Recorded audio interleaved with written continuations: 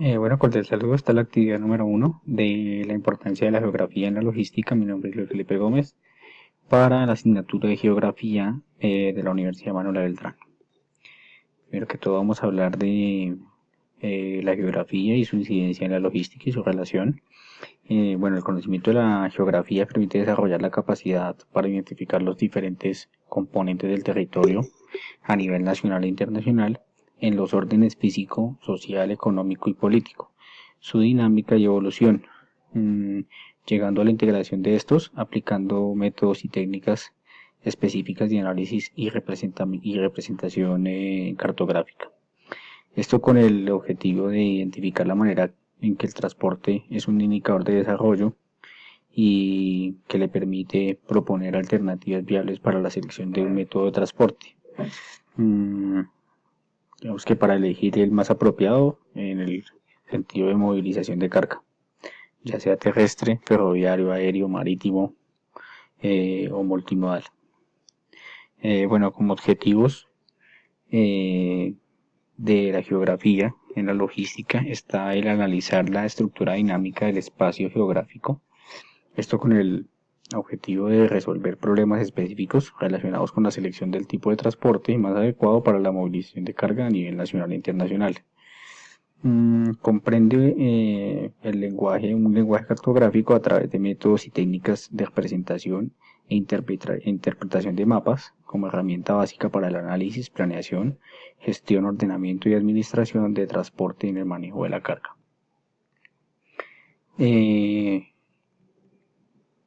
Bueno, primero que todo vamos a hablar de uno de los puertos que nos deciden a conocer en la tarea. El primero es el puerto de Rotterdam. Este está situado en Holanda, más exactamente en el Mar del Norte, y es el puerto de entrada al mercado europeo, la cual tiene más de 150 millones de consumidores que viven en un radio de apenas 500 kilómetros. Es un mercado gigantesco y es accesible desde Rotterdam a través de 5 modalidades de transporte: terrestre, ferrocarril, fluvial, de cabotaje y un oleoducto.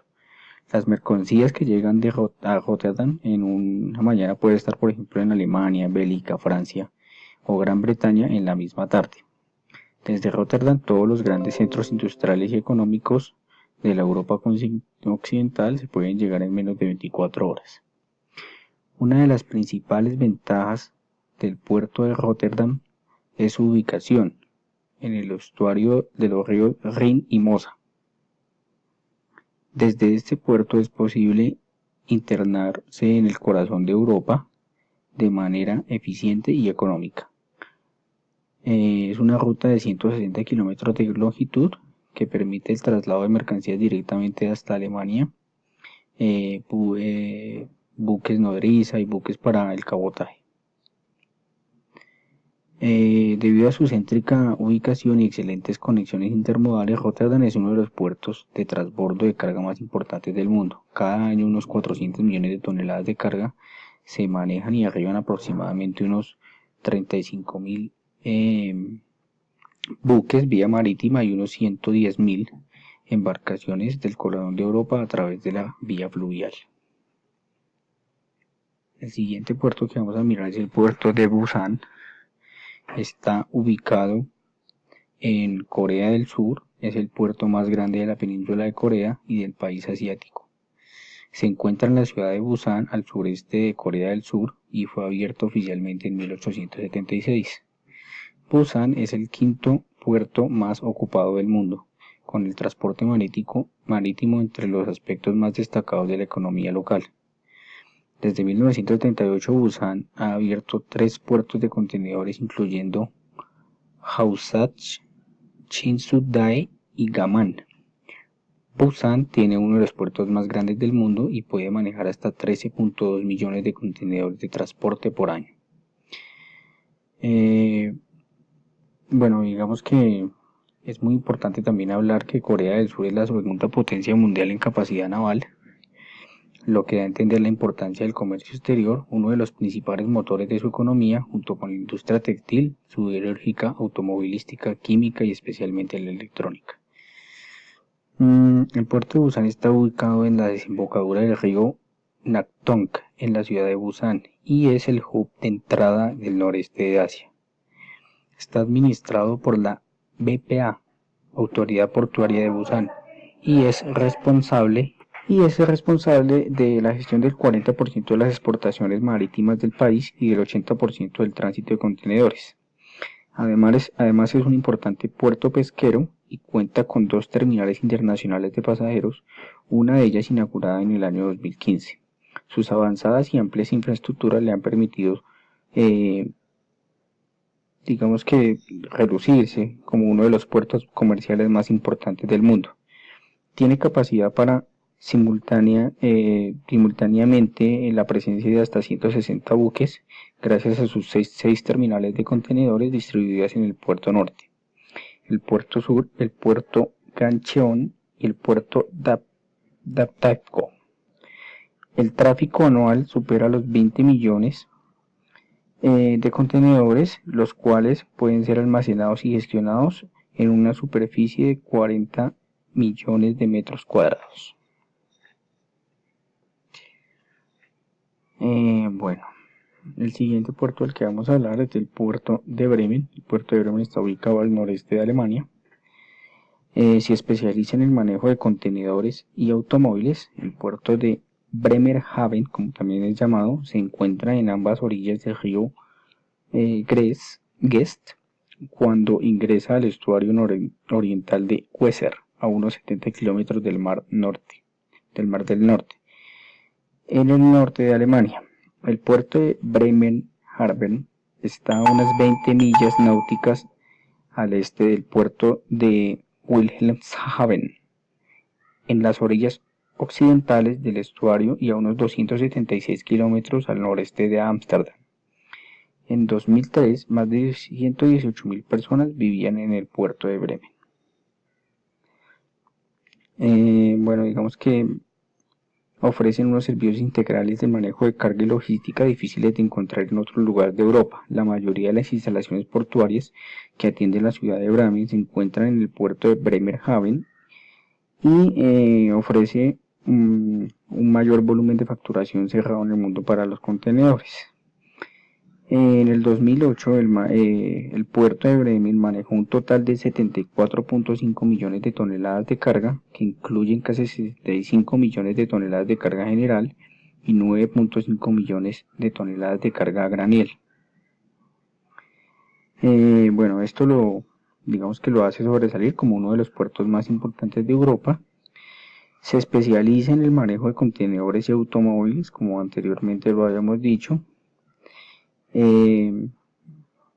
Cuenta con una terminal de contenedores más grande de Europa y un muelle de contenedores de 5 kilómetros de largo con 14 literas que pueden acomodar los buques de megabases. Con un área de operación de aproximadamente 90 hectáreas, la nueva terminal de contenedores 4 tiene 2.000 metros de muelle con capacidad para manejar más de 7 millones de TEU.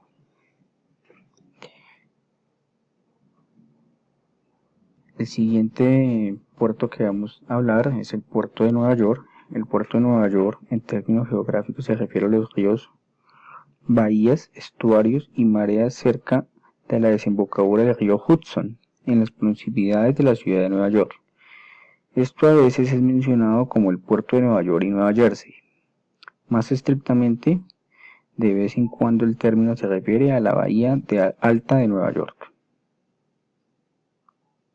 En un amplio sentido, el término incluye los siguientes cuerpos de agua: la bahía alta de Nueva York, la bahía baja de Nueva York, el río Northeast, es decir, la parte baja del río Hudson, el río este, Kilbankul, la bahía de Newark, Owl Kill, la Angostura, bahía de Jamaica, bahía de Bertrand y el río Harlem.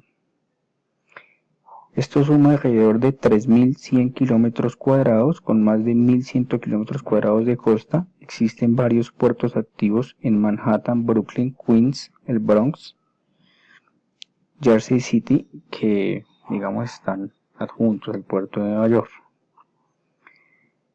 Es el mayor punto de importación de petróleo y el segundo mayor puerto de contenedores de Estados Unidos. El puerto de Nueva Jersey es el mayor complejo portuario de la costa este de Norteamérica y se encuentra al centro del mercado consumidor más concentrado y próspero del mundo, con acceso a las redes interestatales de carretera y ferrocarril más extensas de la región. Además, la región portuaria supervisa directamente la operación en 7 terminales de carga en la región de Nueva York y Nueva Jersey. Cada terminal ofrece servicios completos de navegación, servicios ferroviarios y de transporte en camión. Su éxito se debe a que mantiene una gran actividad comercial y es el puerto más grande en el litoral este, abarcando 5 ciudades de la costa, incluyendo Nueva Jersey y Brooklyn. Si bien ha disminuido en cuanto a su número de pasajeros, New York aún mantiene varias líneas de travesía entre ellos. Digamos que es considerado uno de los mejores puertos naturales del mundo. Es el tercer puerto más grande de los Estados Unidos y el más activo de la costa este. En el 2011 el puerto manejó 208 mil millones de dólares en transporte marítimo de carga y en su interior se encuentran 2 zonas francas y es la principal puerta de entrada de vuelos internacionales en el país.